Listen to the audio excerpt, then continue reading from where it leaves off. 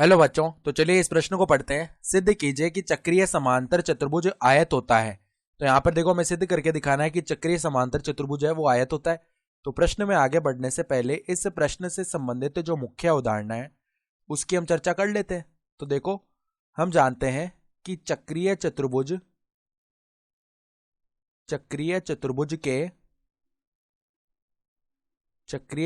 के सम्मुख कोणों का योग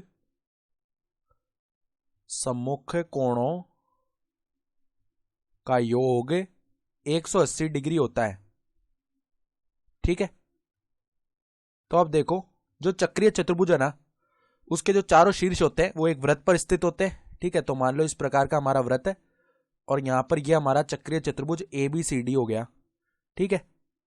तो ABCD हो गया। तो यहां पर अगर एक चक्रीय चतुर्भुज है ना, तो कोण A प्लस में कोण C, इनका योग आएगा 180 डिग्री। और देखो, कोण D और इसका सम्मुख कोण है कोण B, इसका योग भी 180 डिग्री आएगा। सही है। तो इसको हम समीकरण 1 बोल रहे हैं, इसको समीकरण 2 बोल रहे हैं। अब हमें यह भी बताया कि चक्रीय समांतर चतुर्भुज है। तो समांतर चतुर्भुज में क्या होता है कि आमने सामने के कोण भी बराबर होते हैं और आमने सामने की भुजाएं भी मतलब समांतर होती हैं और बराबर होती हैं। ठीक है। तो हम क्या बोल सकते हैं, कोण A जो है ना, कोण C के बराबर है। और क्या होगा, कोण D जो है कोण B के बराबर होगा। सही है। तो कोण A जब कोण C के बराबर होगा ना, तो ये मान हम समीकरण 1 में रखते हैं। तो कोण C प्लस में कोण C 180 डिग्री आ जाएगा। तो यहां पर देखो, कोण C का मान क्या आ जाएगा, 180 डिग्री बट्टे में 2, यानी कि ये हो गया हमारा 90 डिग्री। इसी प्रकार कोण A का मान भी 90 डिग्री हो गया। सही है।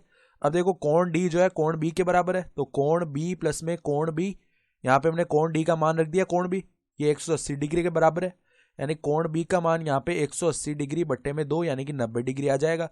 अब देखो, ABCD एक समांतर चतुर्भुज है जिसके जो चारों कोण है ना, कोण A बराबर कोण B बराबर कोण C बराबर में कोण D आ चुका है।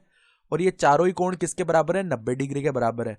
ऐसा समांतर चतुर्भुज जिसके चारों कोण जो है 90 डिग्री आ जाए तो वो क्या हो जाता है, आयत हो जाता है। ठीक है। तो हम क्या बोल सकते हैं यहां पर, अतः ABCD एक आयत है। सही है। एक आयत हो गए, मतलब आयत में भी आमने सामने की भुजाएं तो बराबर होती हैं। ठीक है। यानी समांतर चतुर्भुज में भी वो बराबर ही होती हैं भुजाएं। ठीक है। लेकिन यहां पर एक अलग से स्थिति क्या होती है समांतर चतुर्भुज की, जब समांतर चतुर्भुज के चारों जो अंतः कोण है उनका माप 90 डिग्री हो जाए ना, यानी समकोण हो जाए चारों ही, तो वो आयत बन जाता है। तो हम यहां से लेकर आ गए कि यहाँ पर 90 डिग्री आ रहे हैं चारों के चारों कोण, तो ये एक आयत हो चुका है। और यही हमें सवाल में सिद्ध करना था। तो हम क्या लिख सकते हैं, इति सिद्धम। ठीक है। तो यहाँ पे हमने लिख दिया, देखो, इति सिद्धम, अर्थात दी गई अवधारणा के आधार पर हमने सिद्ध करके दिखा दिया। तो आशा करता हूं कि आपको ये प्रश्न समझ में आया होगा। धन्यवाद।